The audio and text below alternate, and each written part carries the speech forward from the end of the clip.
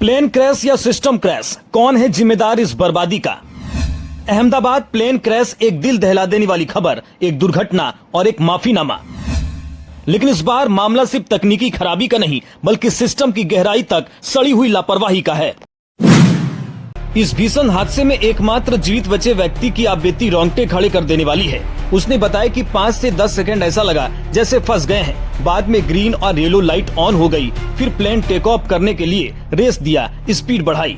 फिर इस स्पीड में वो हॉस्टल में घुस गया। मेरी आंखों के सामने सब हुआ। जिस साइड में था वो हॉस्टल के ग्राउंड फ्लोर का साइड था। वहाँ थोड़ी जगह थी। जैसे ही प्लेन का डोर टूटा मेरी साइड, तो ट्राई किया बाहर निकलने के लिए। वहीं उल्टे साइड से बिल्डिंग की दीवारें थी।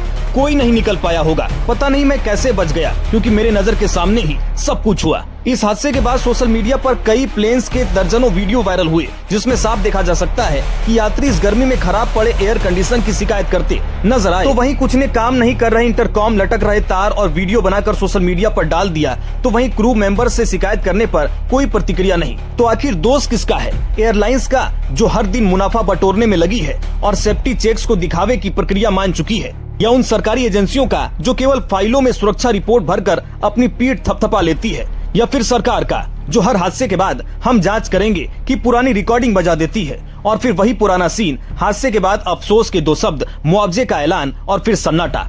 परिवार उजड़ जाते हैं, सपने अधूरे रह जाते हैं। लेकिन सरकार और एयरलाइंस के लिए ये सिर्फ एक मामला होता है जिसे मैनेज करना होता है, इंसाफ देना नहीं। क्या हम इतने मजबूर हो गए हैं कि अब हर फ्लाइट एक लॉटरी की तरह हो गई है? किस्मत है तो बच जाओगे, नहीं तो हादसे का आंकड़ा बन जाओगे। भारत जैसे देश में जहाँ लाखों लोग फ्लाइट पकड़ते हैं, वह प्लेन की हालत बस से भी बदतर क्यों है? क्यों डीजीसीए सिर्फ प्रेस कॉन्फ्रेंस करके रह जाता है? आखिर क्यों सरकार एयरलाइंस को अपनी निगरानी में रखने के बजाय निजीकरण पर धकेल देती है? क्यों ऐसी एयरलाइंस की लाइसेंस तुरंत सस्पेंड नहीं होती? क्यों नहीं बनती एक स्वतंत्र एविएशन निगरानी संस्था जो रोजाना फ्लाइट्स की ऑडिटिंग करे? सच तो ये है कि जिन लोगों को सिस्टम पर भरोसा होना चाहिए, वो डर के साथ यात्रा कर रहे हैं।